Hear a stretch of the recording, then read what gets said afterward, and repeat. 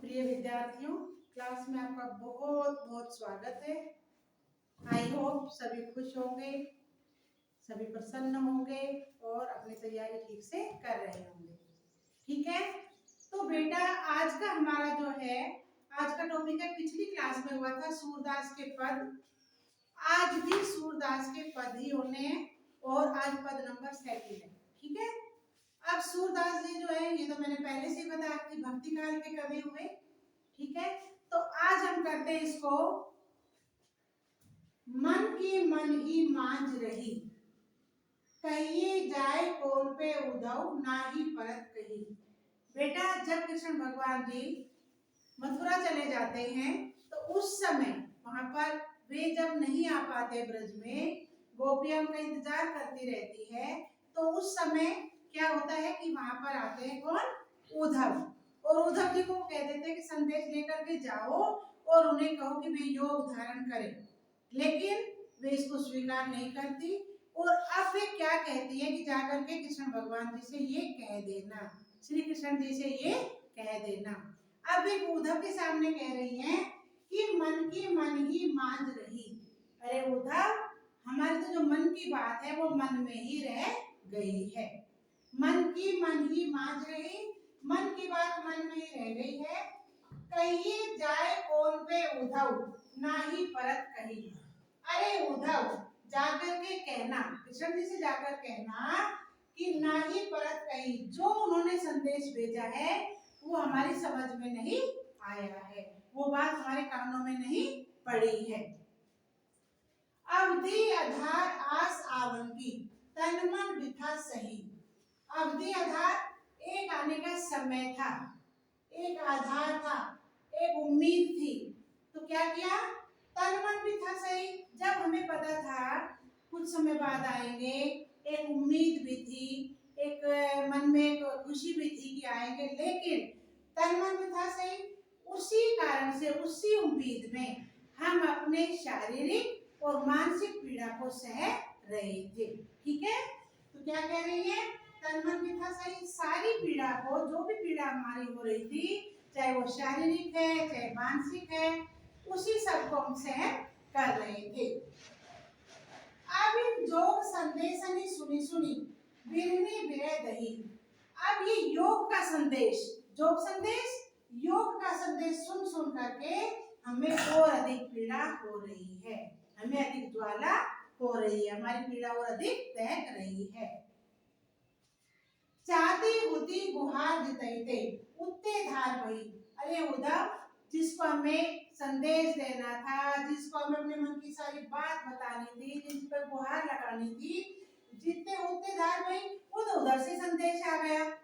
जिसको हमें अपनी पीड़ा बतानी थी, सारी बातें करनी थी, शारीरिक मानसिक सारी व्यथा बतानी थी, उधर से हमारे लिए अलग से संदेश आ गया है।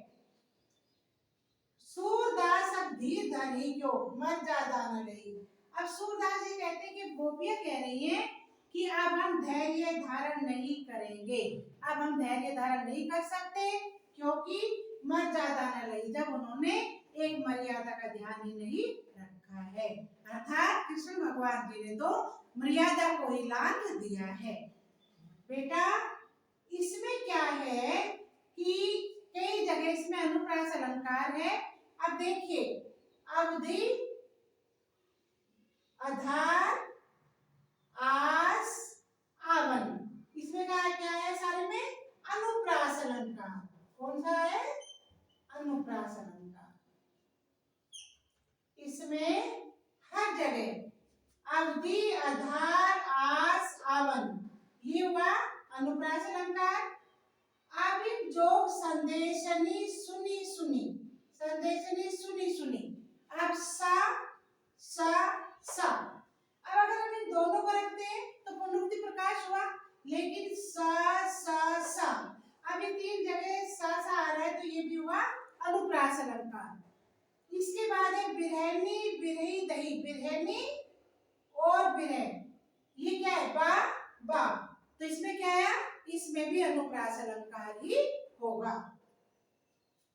चाहती होती गुहार जितैते, उत्ते धार वही, उत्ते पर ये भी ठीक है, हो जाएगा। सारे अनुप्रास अलंकार है।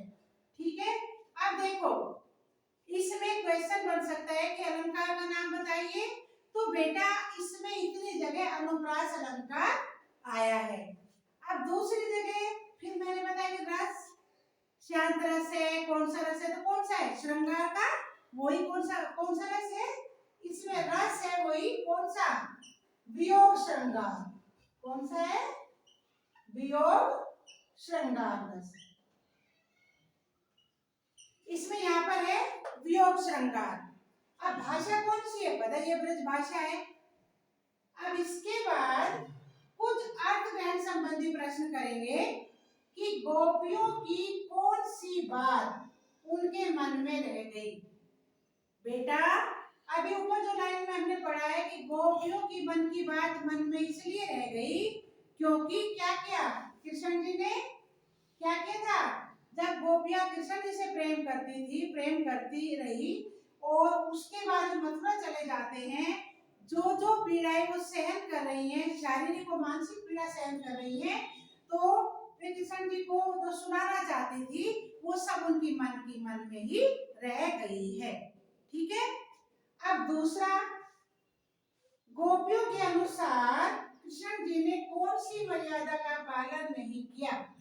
अब क्या गोपियां प्रेम के बदले में क्या चाहती थी, प्रेम ही चाहती थी और वे चाहती थी कि कृष्ण भगवान जी हम उन्हीं के सानिध्य में रहे। और लेकिन कृष्ण भगवान जी ने तो क्या किया, मथुरा जाने के बाद उनको प्रेम न दर्शा करके बल्कि संदेश ही भेज दिया, और संदेश भेजा कि जाकर के उन्हें को योग धारण करें, इसीलिए उनकी मन की बात मन में ही रह गई। और उन्होंने कहा कि कृष्ण जी ने तो अपनी मर्यादा को ही लांघ दिया है, उन्होंने तो अपनी मर्यादा का भी ध्यान नहीं रखा है, अर्थात हमारी विरह को और अधिक, हमारी विरह ज्वाला को और अधिक भड़का दिया है। योग संदेश का योग गोपियों पर क्या प्रभाव पड़ा,